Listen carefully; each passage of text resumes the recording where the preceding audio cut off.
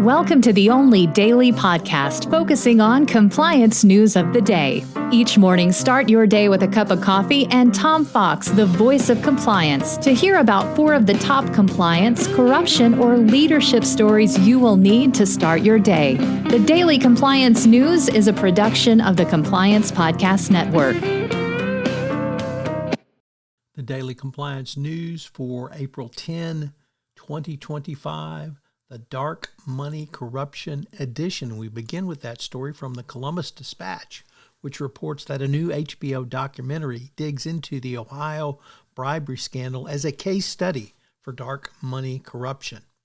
The pay-to-play scandal that unfolded in the Ohio State House is now a focus of a 2-part series, The Dark Money Game.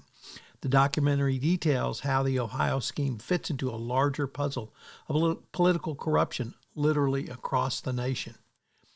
The producer, who also did Crime of the Century and Enron, the Smartest Guys in the Room, used recorded conversations with undercover FBI agents and excerpts from the book recently published to talk about this scandal. So I hope every compliance professional will watch this and maybe learn some lessons. Next up from the Wall Street Journal, Markets and Finance section, Dave Michaels reporting that the Justice Department has scaled back to basically nothing crypto enforcement. The DOJ will no longer bring cases against exchanges, dealers, mixing services, according to a memo issued by the DAG, Todd Blanche.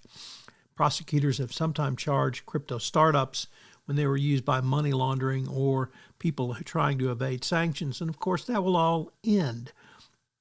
The DOJ is moving away from really any form of protections that we have against money laundering and evasion of sanctions through crypto. It's going to be a wild world, that's for sure.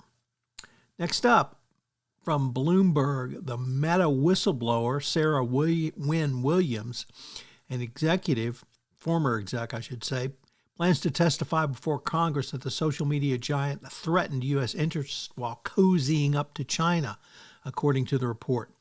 She served as the director of global public policy for the company, and she's going to tell the Senate Judiciary Committee on Crime and Counterterrorism that she witnessed executives undermining U.S. national security.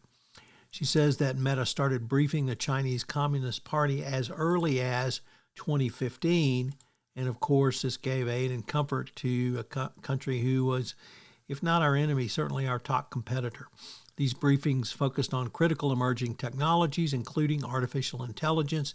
The explicit goal was to help China compete or even outcompete with U.S. companies. She suggests there's a straight line to draw from these briefings to China's current use of Meta AI tools to build out its military capabilities. And a final story comes to us from Reuters, which reports that former top legal executives at large companies, including Microsoft, Lilly, and Intel, have submitted a brief on Tuesday accusing Donald Trump of undermining the rule of law and threatening American businesses with his executive orders on targeting law firms. Why? Because it will prevent these companies from having these law firms represent them. This is obviously a First Amendment free association violation, but it also brings home the arguments, or at least the points on the rule of law, that it's not just the law firms who are losing out, it's their clients as well. And Trump doesn't seem to care about that. He only wants to punish and kowtow those who might dare to stand up and defend against him. The Daily Compliance News is a production of the Compliance Podcast Network and a proud member of C-Suite Radio. Thanks so much for listening. I hope you'll join me again tomorrow.